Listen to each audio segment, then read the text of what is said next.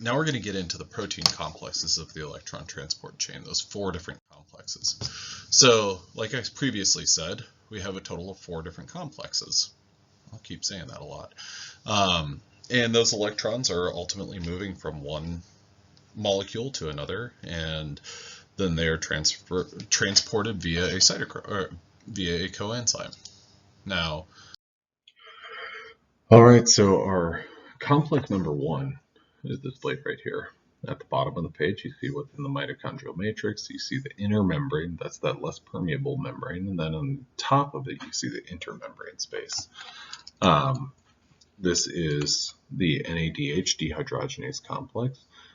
This is very large and it's pretty poorly understood, but well enough. This is going to catalyze electrons from NADH to coenzyme Q, or also known as UQ. Now this is going to contain a molecule known as flavin mononucleotide and several iron sulfur clusters.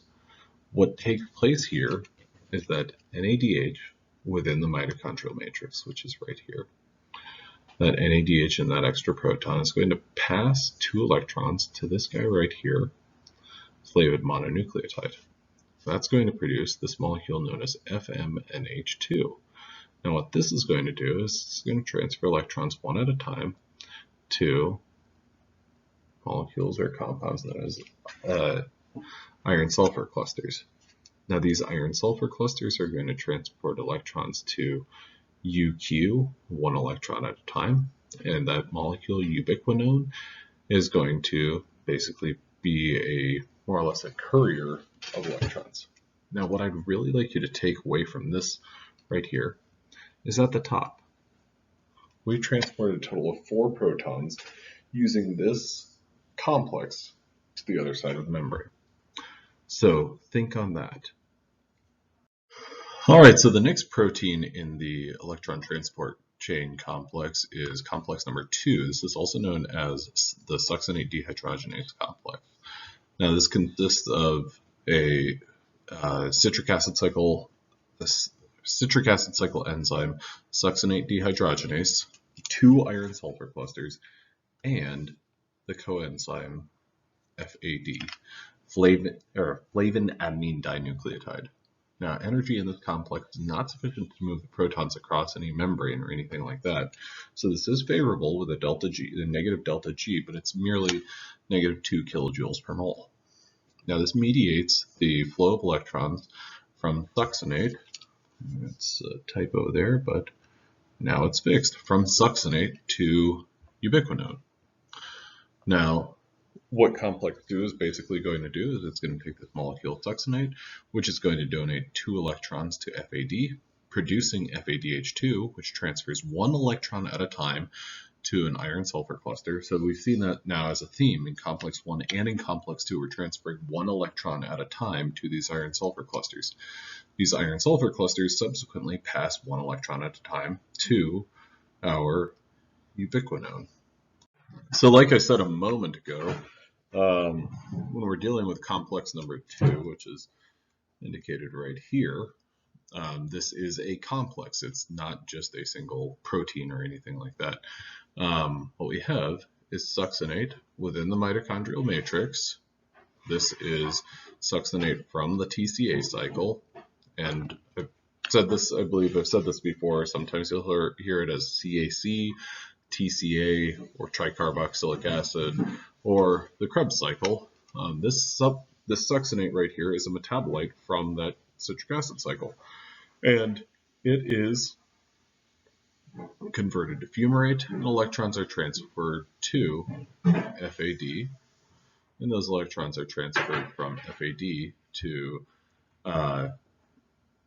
coenzyme Q, this ubiquinone. And this is going 1 at a time through those iron sulfur clusters. All right, well, that is complex number 1. Here we've got enzyme complex number 3, and I've gone ahead and I've displayed complex 3 and 4 with one another. Complex number 3 is the ubiquinol cytochrome C oxidative reductase. Now what this is going to do is it's going to transfer electrons through a couple of different compounds, or through a couple of different molecules associated with this enzyme complex. For instance, it's going to transport electrons to cytochrome B and cytochrome C. This complex contains an iron-sulfur cluster as well as our cytochromes that I just mentioned. And ultimately, what this is going to do is complex 3 is going to move a total of 4 protons across the membrane, while also transferring electrons to cytochrome C. Now, complex number 4, the last and arguably the most important, well, not the most important one, but arguably an important one, is known as cytochrome C oxidase. What this has is a couple of different cytochromes as well as copper ions. Electrons are transported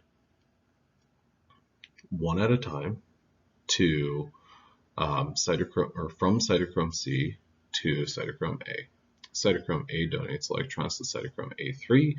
Cytochrome A3 donates 2 electrons one at a time to O2, and paired up with a proton or 2 protons, we're able to ultimately make H2O. Fantastic. But in addition to the production of H2O, we're also transporting 2 protons across the membrane. So what this leads to is complexes 1, 3, and 4, transporting protons to the other side of the membrane. Complex number 2 is not directly involved in any transport of protons.